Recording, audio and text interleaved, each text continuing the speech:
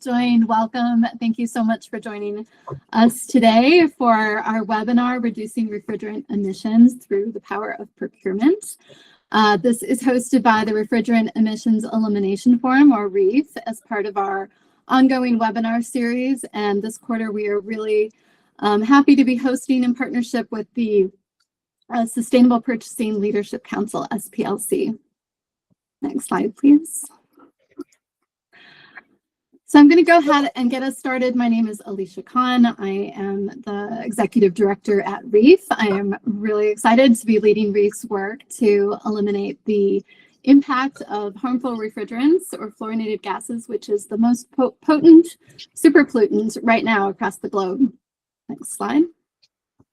So just a few minutes about us. REEF is a nonprofit member-funded organization, and we collaborate with the full spectrum of advocates, policymakers, and industry in the refrigerant space. We're dedicated to finding solutions to eliminate the climate impact of refrigerants, and specifically impact related to heating, ventilating, and air conditioning, or HVAC equipment, where we find hydrofluorocarbons, or HFCs, that can have thousands of times the global warming impacts of carbon dioxide. So our approach at REEF is to inspire action by aggregating and amplifying the buyer's voice for solutions. So this is an approach that recognizes the need for end user representation as we all move toward reducing emissions. We're also lowering risk, and we're reducing costs for companies. And at REEF, we recognize that we're focused on reducing a key super pollutant at a time when greater access to cooling is a necessary response to extreme heat. And expanding the installation of heat pumps is a critical part of electrification. So our strategy is really to work in step with electrification efforts and decarbonization goals, with a focus on accelerating adoption of two things. One, the life cycle refrigerant management practices that are best practices, and we'll talk about in this webinar, as well as advancing technology solutions toward those that have zero climate and environmental impact. So our partnership with SPLC is a perfect fit, and we're really excited to share more about that with you later in the webinar. Next slide. But I want to get us going here. Let me make a few comments about housekeeping for those that are new to the Google Meet platform. We are recording this, and it'll be posted on REEF's website under events with our other webinars. As audience members, you're muted, but you can submit questions using the Q&A feature in the bottom right corner of your Google Meet screen. And please go ahead and do that during the webinar. You can also upvote, so we'll be monitoring that and save some time for discussion at the end. Next slide. So this is our agenda for the next hour. We're going to get into an introduction of SPLC, talk about the role of procurement in refrigerant strategy. We'll walk through the new guidelines and give you a look at it and show you where things are and how it works, and then talk about kind of some tips and tricks to get started with your implementation and adoption, and then have, again, time for Q&A and wrap up with a call to action for you all to get started. Next slide. So with that, I will introduce your speakers to you. We're going to start with Chris Briano, who leads the program development and delivery efforts for SPLC. In that role, Chris ensures an effective and impact-focused approach for advancing sustainable procurement efforts across institutional purchasing. Prior to SPLC, Chris was a supply chain sustainability manager at Cisco Systems, focused on supply chain, greenhouse gas emissions, environmental compliance, learning and development, and new products program management. After Chris, we'll hear from Tristan. He is co-founder and president at Effectera, Inc., and Effectera is a public benefits corporation that provides sustainability technical support to companies, investors, government entities, and their partners. And Tristan spent most of his career before Effectera implementing sustainability and engineering initiatives for Whole Foods Market as their Director of Sustainability and Facilities. And I'll also mention that Tristan co-founded the North American Sustainable Refrigeration Council, NASRC, as well as REEF, and he currently serves as our board chairperson. And last, we'll hear from Liz Swanson. Liz brings many years of experience to managing on managing diverse sustainability initiatives, including university, nonprofit, corporate sustainability programs, to her position as Senior Program Manager at SPLC. And prior to this, Liz worked with B-Lab to create a training program for hundreds of professionals across the US and Canada, working with companies to become certified B corporations. So we have a great lineup for you today. And with that, I will turn it over to Chris. Thanks, Alicia. And thanks for joining, everyone. I see a lot of familiar faces in the audience. So hello to all of you. Next slide, Jamie. I just like Alicia, I wanted to start with a quick introduction to the SPLC for those that aren't familiar with us. Similar to REEF, we are also a member-funded nonprofit organization, bringing together purchasers, suppliers, and aligned NGOs to really leverage the power of procurement to achieve a more environmentally, socially, and economically sustainable world. SPLC, like REEF, also works to aggregate and amplify the buyer's voice for more sustainable solutions, ultimately intending to shift entire markets towards a more sustainable world. In our case, however, we really look for opportunities to do this across all common institutional purchasing. So not necessarily just refrigerants or HVAC equipment. And that really includes, anything from building equipment to office supplies to professional services and pretty much everything in between. So while we focus more broadly on purchasing categories and also more broadly on addressing all sustainability impacts, we've certainly recognized that climate change in particular is one of the most existential threats in our lifetimes and that it's important for us to address. It's also one of the key focus areas of our members. So it was really a no-brainer to partner with REEF and the others that you'll see on the working group to see what we could accomplish together through more climate-friendly refrigerants and life cycle management. Next slide, Jamie. And with that, in 2023, the Refrigerant Procurement Climate Collaborative, which we're now calling the RPCC Working Group, was born with a shared goal to provide procurement resources that scale the reduction and avoidance of institutional hydrofluorocarbon, or HFC, refrigerants use. And I do see Joanna Anderson in the audience, so I want to call her out along with Tristan in really being, key leaders in getting this effort started back in 2023. But we had a lot of amazing people join us shortly after that. Our working group in total is, it's co-led by SPLC and now REEF. It does include an amazing group of procurement, sustainability, and industry experts across universities, governments, NGOs, and the corporate sector, aligned in an effort to make it easy for any organization's procurement team to join forces with their facilities team in an effort to shift towards more responsible refrigerants and refrigerants use.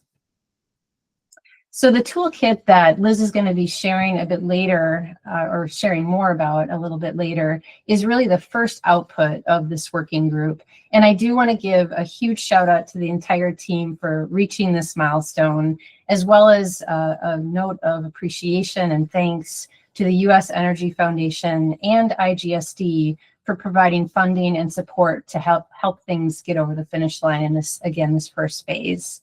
Next slide. So zooming back a little bit and, really asking the question, why the focus on providing resources to procurement in order to reduce greenhouse gas emissions? So where does procurement land in all of this, right? Well, first, when it comes to an organization's total carbon impact, it's now pretty much common knowledge that what an organization buys accounted for in its Scope 3 emissions often represents more than 80% of that organization's total carbon footprint.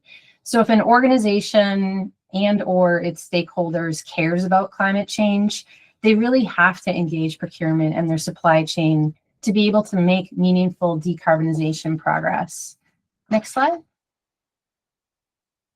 And second, the hidden gem, if you will, the procurement process makes for a very effective vehicle to embed and scale more sustainable products and services. So think of a large contract that might be coming up in any of your own organizations. Let's say it's a contract for building management services. In the define phase of the procurement cycle, the very top there, sustainability specifications can significantly shape the type of service or products that even qualify for a particular bid. During tender and selection, bid weighting criteria can signal priorities to suppliers, creating that demand for more sustainable goods and services. In the contract stage, expectations around reporting or emissions reductions can be built into agreements. And finally, through evaluation, organizations are able to hold suppliers accountable and even continuously improve upon their performance. And this cycle repeats and scales over time and across different kinds of purchasing within an organization, which means procurement has an ongoing opportunity to influence not just internal operations, but again, entire supply chains and markets. And it's this opportunity that really sits behind the resources in our team's newly released toolkit. And before we get into the details of that toolkit, Tristan is going to give us a little bit more background on refrigerants as a greenhouse gas reduction opportunity and talk a little bit about the latest regulatory requirements and landscape around that as well. Tristan?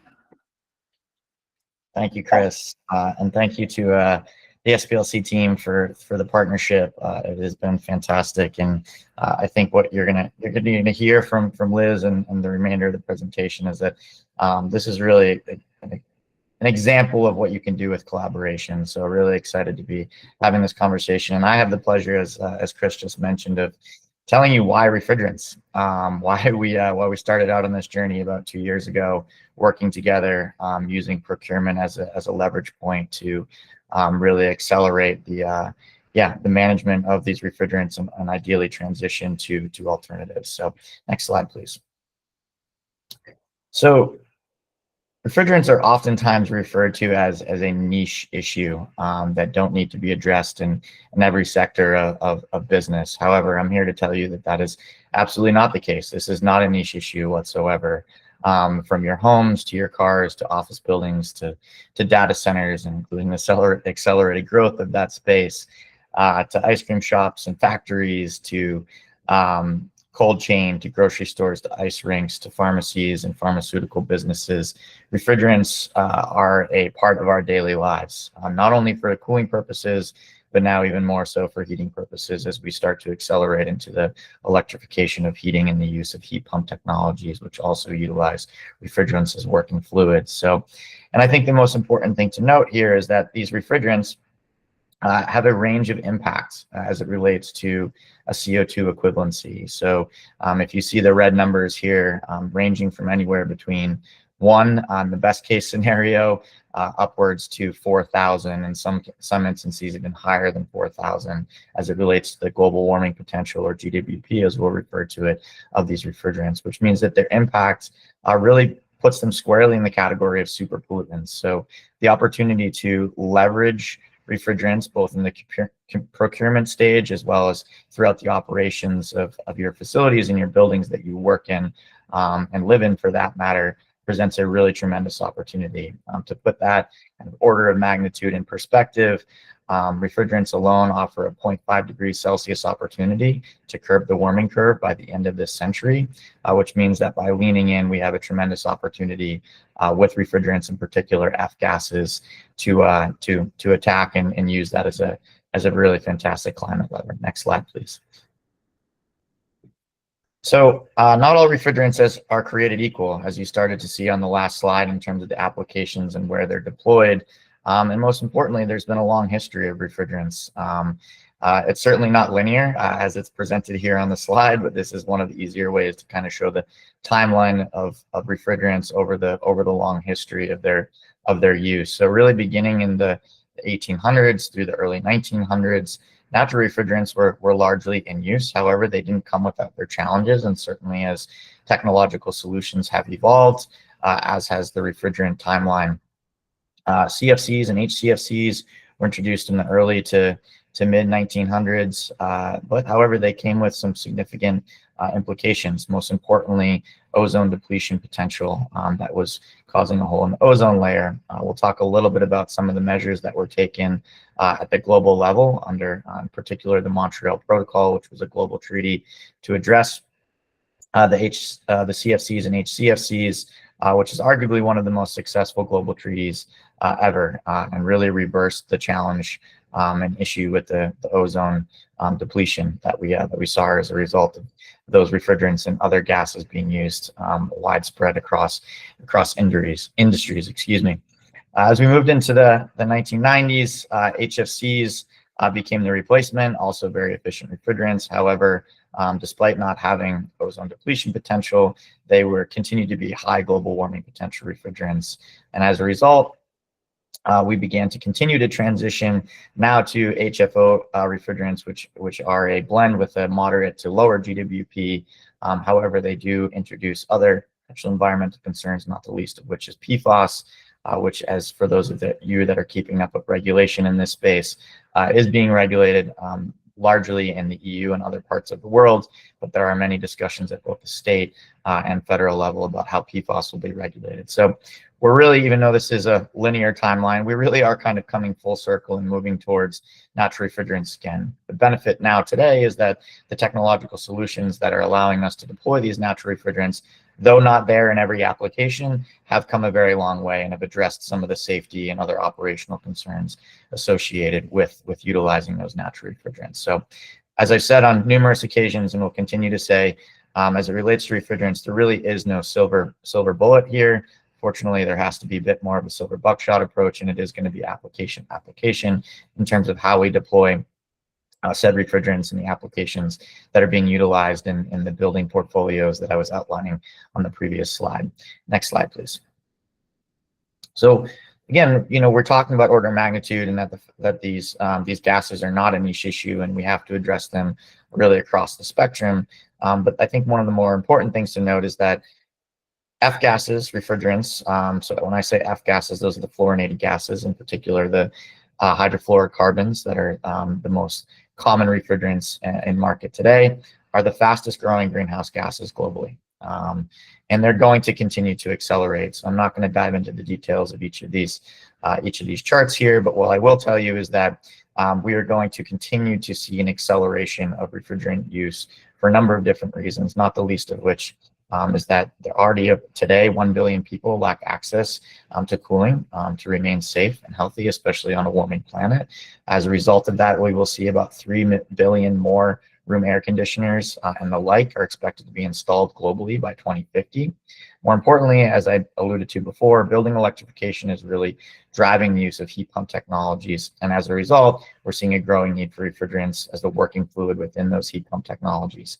For those that aren't familiar with heat pumps, not to go deep into the technical weeds, but really the heat pump technology is just the refrigeration cycle in reverse, if you may. So you're effectively using heat pumps to create heating versus cooling, and that there can also be reverse cycle so that you can also use those heat pumps for cooling purposes as well. So one of the things that we oftentimes say and what we want to be very clear on is that REEF, SPLC, all the organizations that are working on refrigerants challenge are not looking to slow down building electrification and the uptake of heat pumps by any means, but we do want to make sure that there's awareness of the refrigerants that are being used in these newer technologies, so that we're avoiding the trade-off that oftentimes becomes a question as you're thinking about the refrigerants that may be utilized within those technologies. Next slide, please. So it wouldn't be a refrigerants presentation without talking about the regulatory landscape. And I mentioned the global treaty, that being the Montreal Protocol. And there has been some evolution as it relates to the Montreal Protocol since its introduction several decades ago, including the Kigali Amendment, which we'll come on to here in just a moment. And we're not going to be able to spend a ton of time diving into the regulatory framework.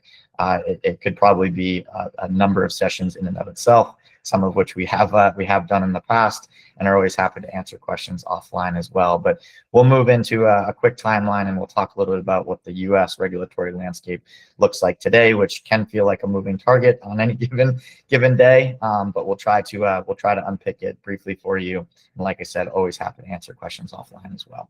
Next slide, please. So again, really the refrigerant policy time lapse, and again, as we moved from 2022 into recent years, there's certainly been a lot of changes. I'm not going to go through each and every one of the points along this roadmap, but I think the most important one to point out is really in 2016. So I mentioned the Montreal Protocol. In 2016, the Kigali Amendment to the Montreal Protocol introduced the phase down of the hydrofluorocarbons, the HFCs. So again, the Montreal Protocol was really meant to address the ozone depleting substances that I previously mentioned. And with the introduction of the Kigali Amendment in 2016, that was really the moment at which this global treaty was intended to address the hydrofluorocarbons, that being the high global warming potential refrigerants, to ensure that we were not only looking at it through an ozone depletion issue, but also through the lens of a climate issue. That being said, the global phase down began, and it looks different from country to country. I don't expect you to be able to read that image there, but you can start to see the phase down. And we're going to fast forward a little bit to the AIM Act in 2020, which we're going to go into a little bit more detail on. But effectively what that did, it was a rule passed under the first Trump administration, to effectively align the United States with the Kigali Amendment, and that being the phase down of these HFC refrigerants. And we'll go into the details of what that looks like, including the different facets of the AIM Act. And then there's been a number of other rulemakings, including the adoption of the rules under the AIM Act since then. The other thing I'll rewind back to in just a moment, in 2017, Project Drawdown, which was an independent research initiative, issued a very comprehensive report. For those that aren't familiar, I would highly recommend taking a look. And that effort has continued through to today with great success, and that they're really identifying solutions to address climate change. And in 2017, when they published it, refrigerants rose to the top of that list, being the #1 opportunity to really address climate change as a robust solution. It actually still today is a #1 solution. However, they have split the categories into refrigerant management and alternative refrigerants. But if you add those two solution sets together, they still rise to the top as the #1 solution.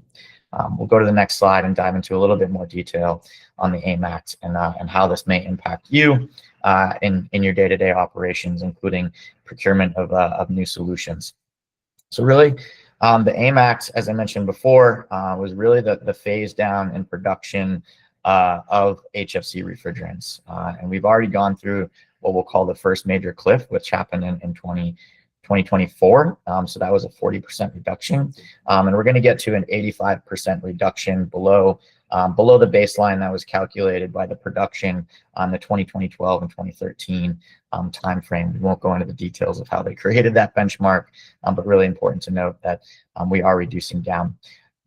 Really critical to understand that the phase down is written into law and is continuing. It was recently upheld in the courts. And it's also part of a global treaty. So there's been a number of questions that I'll just address outright. People questioning whether or not this phase down will go away. The short answer is anything is possible. But from where things sit today, it would take an act of Congress to not only remove the phase down, but also remove us from the global treaty that was ratified a couple of years ago.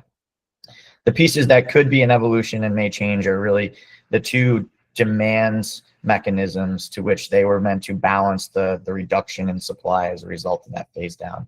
And that's the technology transition rules, known as subsection I, and the emissions reduction and reclamation program, known as subsection H of the AIM Act. And really the reason that these were put into place was lessons learned out of the EU when they implemented their phase down which really drove a lot of volatility into the market, largely because there weren't these demand mechanisms to address the reduced supply. So the technology transition rules, really what it does is it puts limits in place for specific applications as it relates to the GWP levels of the gases that can be utilized in those applications. And then the refrigerant management rule, otherwise known as subsection H, really puts other mechanisms into place to address the use, tracking, and reporting of these refrigerants, and other mechanisms like utilizing reclaimed refrigerants for servicing come 2029. We can't go into a whole lot of detail because we're running short on time here in regards to the moving target and some of the proposed rule changes. But again, always happy to talk offline. But as things sit today, generally speaking, these rules remain in place and are moving forward as detailed. So next slide, please. I'm now going to hand it over to Liz, who's going to go through the details of the toolkit that has been a labor of love over the last 2 years amongst the working group that Chris so kindly introduced. And it's really been a pleasure working with the team. And hopefully you find the toolkit that Liz will roll through here as helpful as we believe it should be. So off to you, Liz. Great. Thanks so much, Tristan. And thanks again to everyone for joining today. As you know, Chris and Tristan so wonderfully laid out, we as a working group have been convening for the past nearly 2 years to really address all of the issues that Chris and Tristan outlined and create at least one small piece of the solution that purchasers can leverage to really do their part in reducing emissions from refrigerants. So next slide. Today, I'll be spending a few minutes walking you all through what this new toolkit looks like, how to access it, and just pulling out some key components that you might take note of. And as I'm walking through each document, please use the Q&A function in the webinar and be sure to jot down your questions that come up as I walk through this so that we can spend the last part of our time together answering any specific questions you have that may come up. But as we mentioned, the new toolkit was released just recently, about just this past month, and was really, as Tristan said, a labor of love, and also the willingness of the working group to roll up their sleeves and really dig into the work together. I'm, certainly don't bring the refrigerants, technical background, and so we really looked to this group of subject matter experts to weigh in and make this the most robust toolkit possible within this first phase. So the outputs of that include a full guidance document that really covers everything you would need to know about sustainable refrigerant management from purchasing all the way through to end-of-life disposal, and I'll walk you through that. There is a policy and specifications document that is intended to model specific contract and policy language. And really that's meant to be a tool that can be copied and pasted directly into your organization's procurement policies or RFPs and other policy language or contract language, as well as an inventory workbook that's designed to really help organizations take inventory of your current refrigerants and identify areas for opportunity for improvement. So next slide. So as I mentioned, these are the tools, and you're going to need to bear with me just a little bit as I take over driving this presentation, and I'm going to switch between screens, and so there might be just little moments of imperfection in the technology, so bear with me. But I will walk you through what our public website looks like. And you should be able to see my screen now. So the landing page for this work is here, and each one of these documents is linked, as well as a little bit of overview of how we developed the work. And I just wanted to take note before I dig into the contents of each one of these, that as you click on each document, you will be prompted to fill out let me just make sure you're seeing what I'm seeing.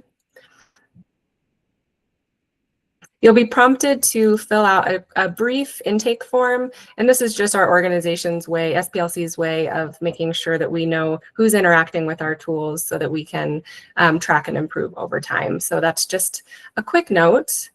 And I do have a tip and trick. If you want to bypass filling out that form with each document, you can actually simply download the first one, so the one pager, and that will take you to this document. Again, bear with me.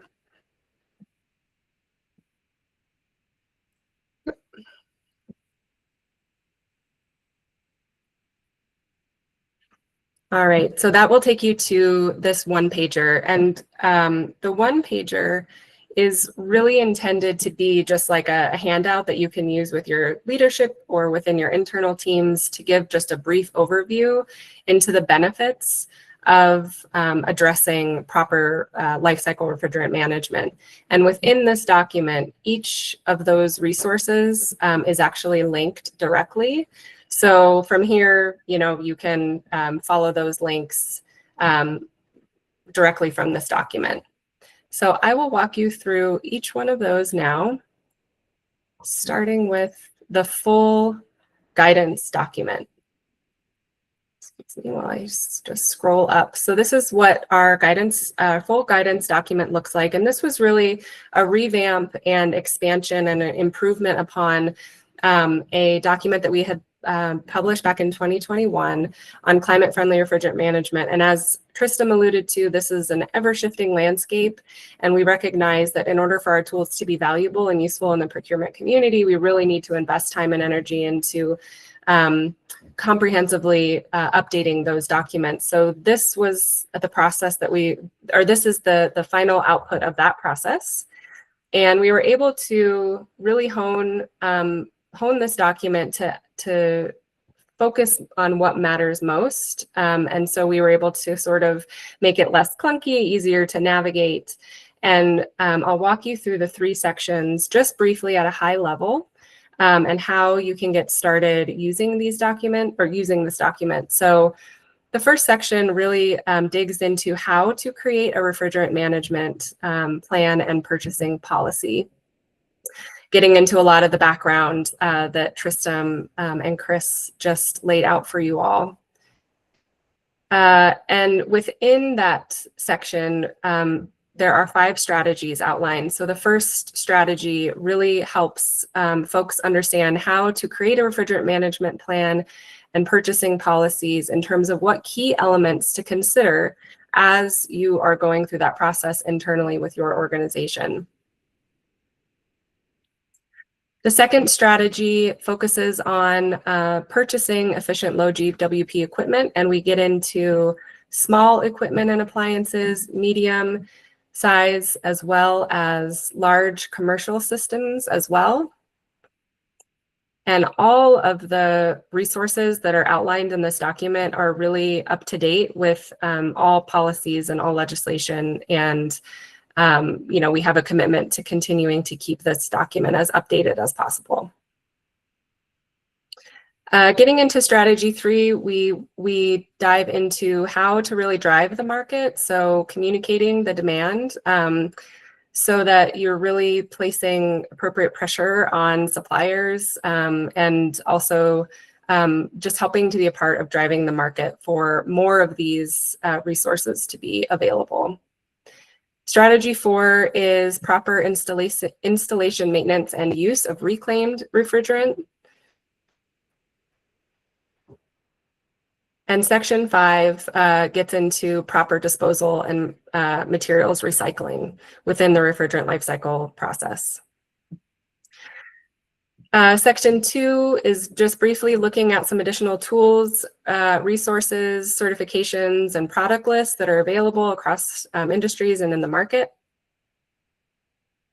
And section 3 speaks briefly to procurement specifications and policy measures, because we decided what was most useful in the procurement world was to pull out that piece of the puzzle and to put some shape to that on its own, so that folks who aren't necessarily looking for like a full guidance document like the one I just showed you, but are just really looking for specific contract language or specific policy language, they could just go straight to this document. which is the climate-friendly refrigerant policy and specifications. So these, again, are really intended to be sort of a copy and paste option for anybody who is involved with either, their facility, whether you're in the facility side of things or in the purchasing side, to be able to leverage this document appropriately. So you'll see here, we get into some good level of detail around who this is really for, and how these how this language can really help you come into compliance and then go above and beyond. And you'll see down below that the policy measures that are outlined really get into a few subcategories. So one is the purchase of refrigerants and new equipment. So you'll see within each section, there's either procure or provide. So that is just meant to be a placeholder so that you can really leverage this language, however is most appropriate for your use case. So again, we start with the purchase of new equipment. We get into what kind of policy or specifications you might be looking for in regard to installation and preventative maintenance, service and repair of existing equipment, as well as end-of-life management. And we recognize across both of these documents that it's so much more than just purchasing new equipment.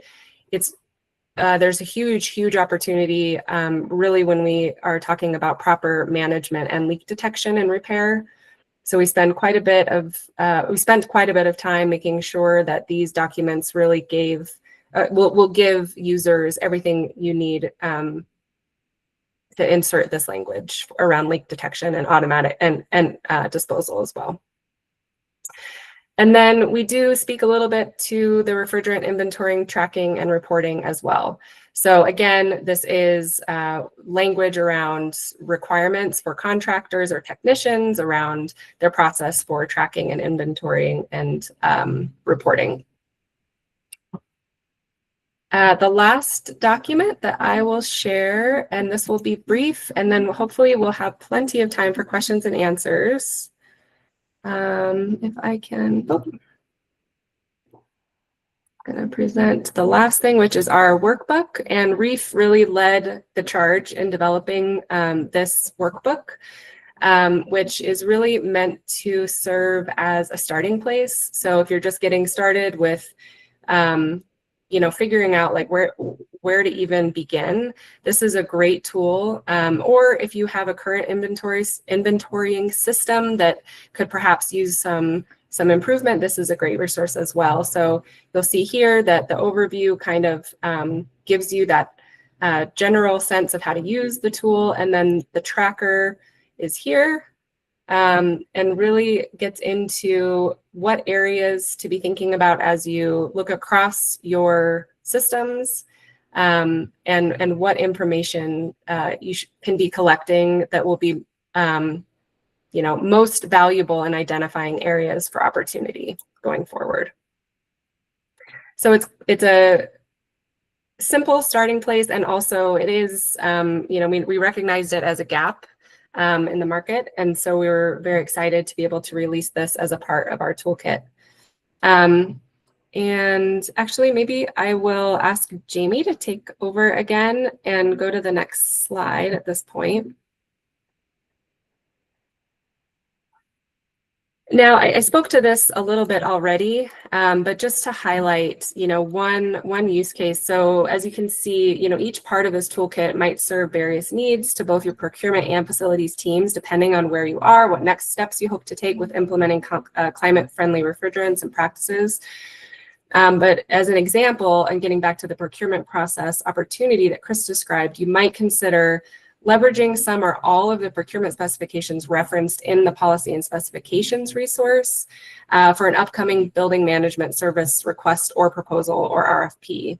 And ultimately, this can help you to weed out vendors that are not able to meet those requirements. And so again, this is just one of the many possible opportunities to leverage the resources contained within the toolkit.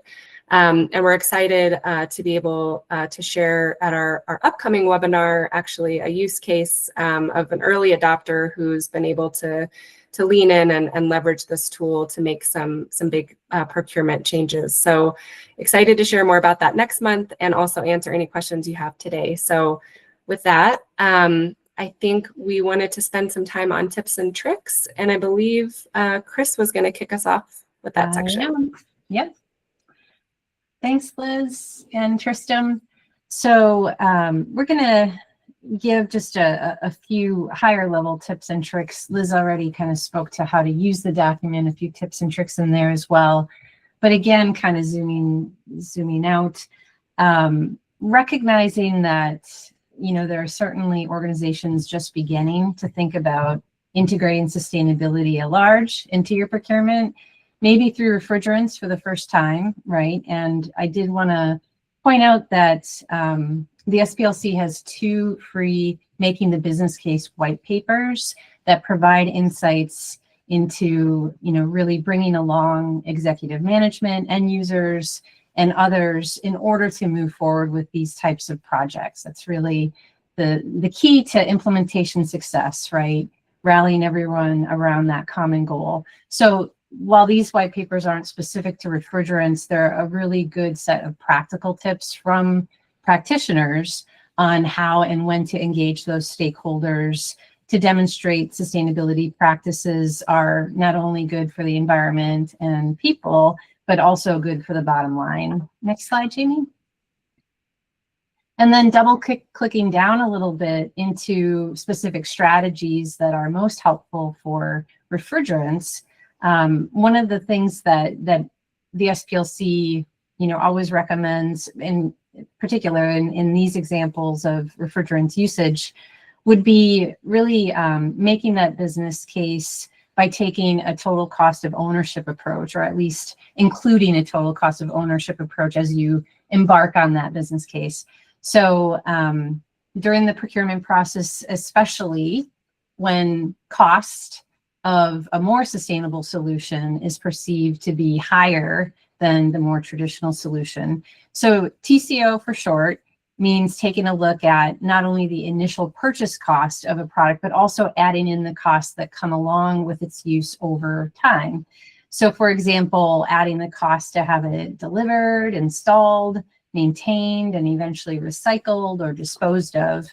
And again, by doing so, you're really able to make that purchasing decision, which is often heavily dependent on cost, right? We all know that, based on the actual cost of the product or service over its useful life. In many cases, this really helps to justify the upfront cost of more sustainable choices.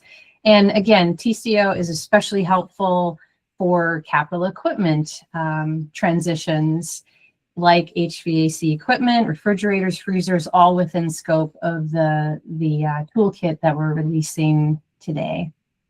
And Tristram, you're gonna, I think, go into a little bit more detail on the refrigerant side of business cases. Alicia and I are going to tag team. So Alicia, We're going to tag team. So Sorry, Alicia. I'll go first. No, it's okay. And just to, you know, highlight and expand on a few things that Liz and Chris was just talking about. I mean, we recognize that making the business case is really critical. So it's worth another slide to go into some of the levers and what that looks like, specifically when we're talking about refrigerants. So, you know, for the first one, you know, Chris was just talking about this, building the total cost of ownership. But, you know, one action you could take is to quantify leak-related losses. Every pound of refrigerant gas that's leaking has to be replaced through a recharge. So that's lost dollars, and you can, you know, create a model to show payback from efficient equipment and leak prevention and recovery programs. You can set a target for that. For example, maybe a 10 to 20% reduction in annual refrigerant-related costs within 2 years, just as an example. Also, risk mitigation gets people's attention, super important. So one of the things about getting ahead on refrigerants is you're avoiding fines and disruptions by meeting the AIM Act regulations and Kigali goals early. You're not scrambling at the end to get things in place, but actually building compliance into your procurement contracts now. So a target there could look like trying to get to 100% of new supplier agreements that include compliance clauses by mid next year, for example. Anyone who works on operations knows that efficiency is key, and better maintenance means that you have fewer breakdowns, you have longer asset life for your equipment. And here, one of the things you could do is track refrigerant charge and leaks and recovery in a centralized system. We recognize a lot of people aren't tracking that right now. So you could target reducing equipment downtime and refrigerant loss by 20% and see how the work that you're doing affects that loss or that downtime. This fourth one here, staying ahead of carbon pricing and refrigerant bans and ESG expectations can be a big driver and get attention in different organizations. And so you could position your organization for green financing and credits or public recognition and set targets here. So maybe you want to qualify for one incentive award or market-based program by next year. And the final lever that we wanted to just highlight here is brand and stakeholder value. So it kind of builds on that last one, but showing your progress in your ESG or sustainability reports, working to build your customer trust by disclosing refrigerant data transparently, and easily set some targets for that, like including metrics for refrigerants in your annual disclosures by next fiscal year, as an example. Next slide.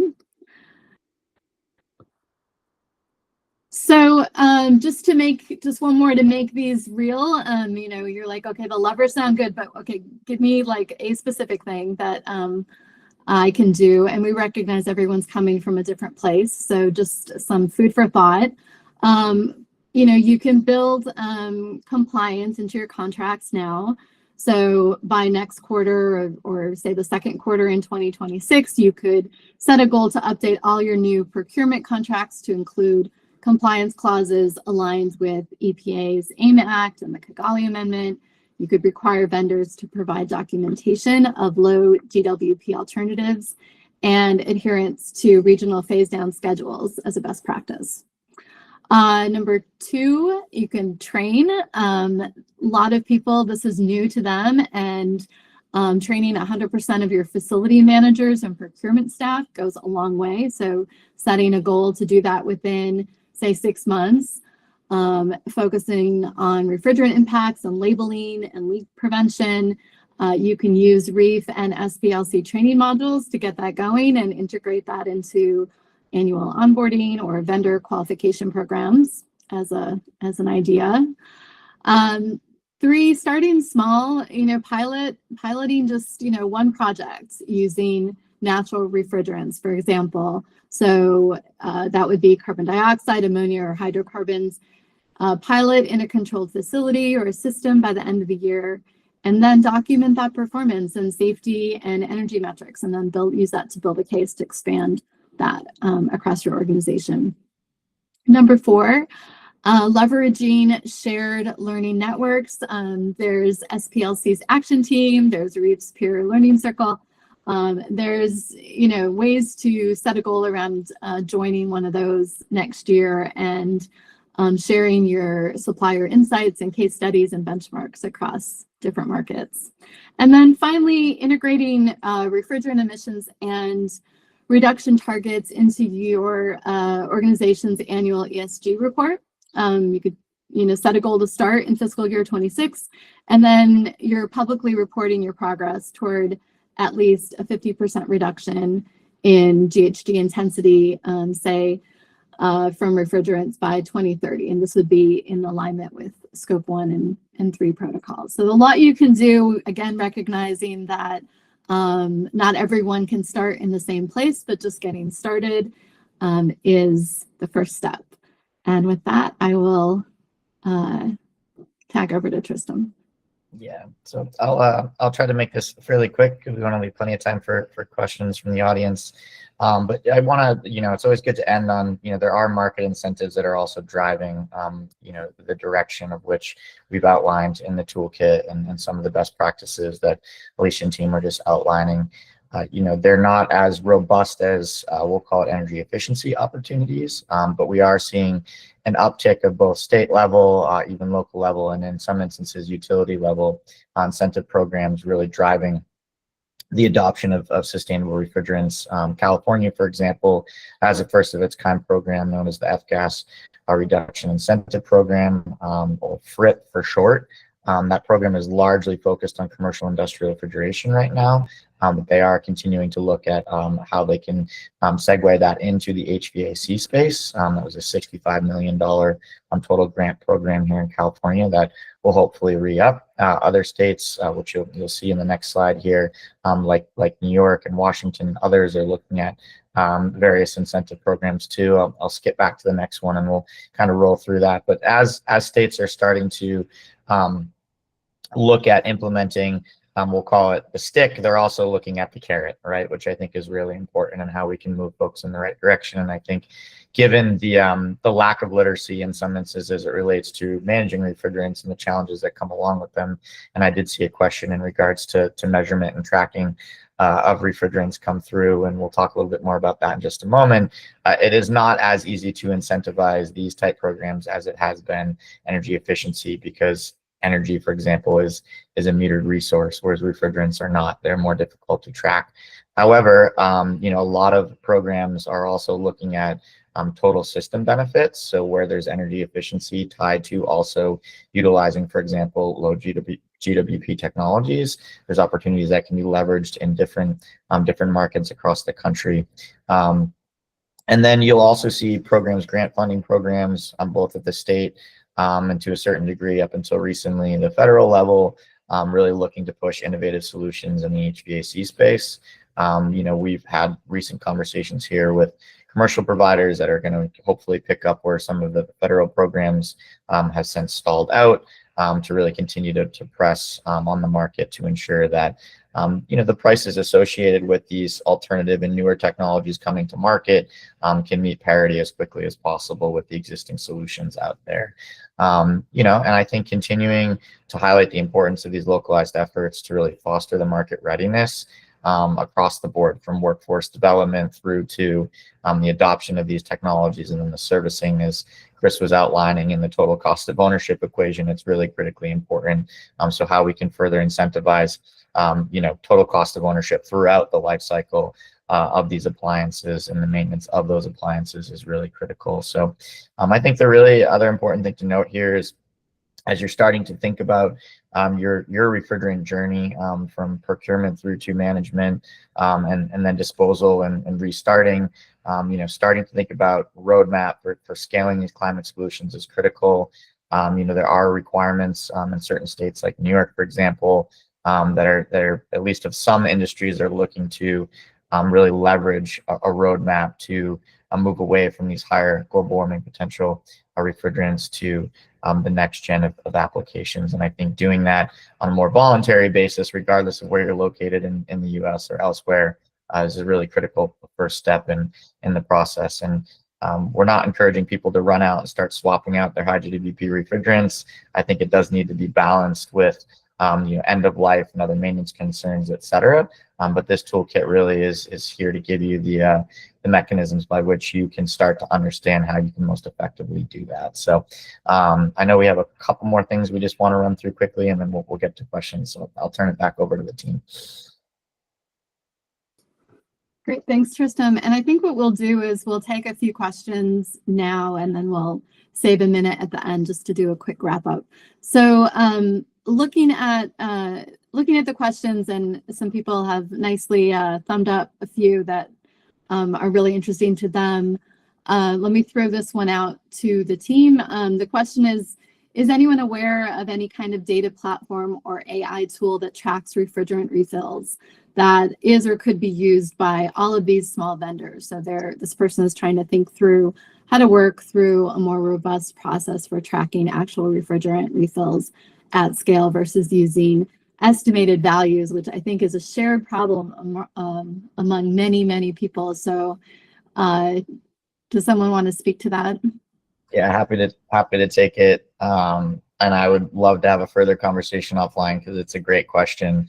Unfortunately, the short answer is no. The longer answer, and again, happy to discuss more offline too, is there are refrigerant management systems out there, and those refrigerant management systems are effectively both compliance tools as well as databasing tools that are utilized to track the usage of refrigerants across your appliance portfolio. They unfortunately rely on human inputs, right? So from your service providers that take the measurements of gas that they're either inputting and or recovering from any given appliance in your portfolio into that database. There is no tool that measures and automatically inputs that data into a system. That's hence my answer being no. There have been a number of discussions around what that could look like. There's also a common misunderstanding related to automatic leak detection systems, that those systems are detecting leaks and then in turn inputting that information into an RMS or refrigerant management system. Unfortunately, that's a false reality. That's not how it works. Automatic leak detections detect leaks, notify a service provider that there is a leak, and then those leaks are then addressed. And again, in that instance, that service provider then has to input that data manually into this refrigerant management system. So it's a very arduous process, and that's why refrigerants have oftentimes been underreported, undermanaged, because of the very manual process that needs to take place. Now, are there tools that are advancing the efficiency of doing that? Yes, including the RMS tools, including the leak detection solutions, both direct and indirect solutions that are looking to better monitor these gases as they hopefully don't enter the atmosphere, but as they do, making sure that we're avoiding that by all costs. So again, short answer is no, but it's very nuanced. And I do believe that we're going to continue to see technological advancements that will hopefully address the very manual process, but also ensure that these refrigerants don't enter the atmosphere as rapidly and unfortunately widespread as they are today. Thanks, Tristram. I think we just have time for one more, and I'm going to quickly grab this question, which I think, Tristram, also, if you could answer. Someone's looking for where they can get the latest GWP factors of various refrigerants. So can you recommend a good site to go to? Yeah, absolutely. I mean, the EPA does, assuming it's still on their website, does have a list, as does the California Resources Board. But really, if you're looking for the latest and greatest science, the best place to go to, and even though you're going to have to weed through it, but with the help of AI, it should be pretty easy these days, is the IPCC assessment reports. And what you will notice is that if you look at the different assessment reports, and for those that aren't familiar, they're issued on a periodic basis. The latest report out is assessment report 6. The GWP values associated with the refrigerants are going to differ from example, AR4, which is in the basis of many of the regulatory compliance frameworks, to AR6. So and then the other important thing to note is that if you're using the latest and greatest science, and this is an ongoing debate in the industry, is whether or not you should be using a 100-year GWP value or a 20-year GWP value. Arguably, for these short-lived climate pollutants, of which F-gases fall into that category, the science would really point you to using a 20-year value. But to answer your short question, the IPCC reports use the latest and greatest. But if you're in a reporting situation, you're really going to want to talk with your carbon accounting team to understand what framework they're using and whether or not they're using AR4 100-year values, because your benchmarking may otherwise shift and it becomes a bit of a moving target. So, and that's why a lot of the compliance frameworks and a lot of the methodologies have really pointed folks toward using, a single metric throughout their process. Otherwise, you really have to kind of think about changing everything all at once. Perfect. Thank you. Chris, can I turn it back to you to wrap us up? You bet. You bet. Well, thanks everyone for joining us today. Recommended next steps for all of you: use the toolkit. It's free. Download it at the website. Certainly stay tuned and join us for part 2. I think Alicia mentioned we'll be having an organization come in to talk about what's it like so far implementing these guidelines? The early adopters, right? Lessons learned. That's on November 18th. You can register at the link that you see. And then please do reach out to us directly. We're kind of funneling all emails through the info@ email address that you see here. If you need technical support, email us. We'll get that over to REEF. If you want to provide feedback on the toolkit, that goes to Liz. We'll get that to her. Ideas for phase 2. And are you interested in participating in phase 2? We do have an idea, a proposal that's starting to float around for multi-stakeholder collaborative. I'm calling it the users group here for now. Think of this as a working group on steroids of sorts, a support group for those that are implementing the guidelines and climate-friendly refrigerants and usage, but also, you know, continued work together on the resources, keeping up with regulation, you know, introducing additional tools that really can make an impact. So if that all sounds good to you and you're interested in joining us for that, it is a proposal right now. We're working together with REEF to see what kind of funding we can get for that. But we are just taking names right now in terms of understanding who's interested and who might want to be in on that if we're able to take it forward. So info@ is the way to reach any one of us. Alicia? Yeah, thanks, Chris. And if refrigerants sound like your new jam and you want more, just go to REEF's website, and we're really happy to work with you in many, many ways. And there's a lot of great information and resources on our site. So with that, I'll say thank you. Look up part 2 of this and register, and we'll see you in a couple weeks. Thank you. Thank you, everyone. Thanks, everyone. Thanks, everyone. Take care.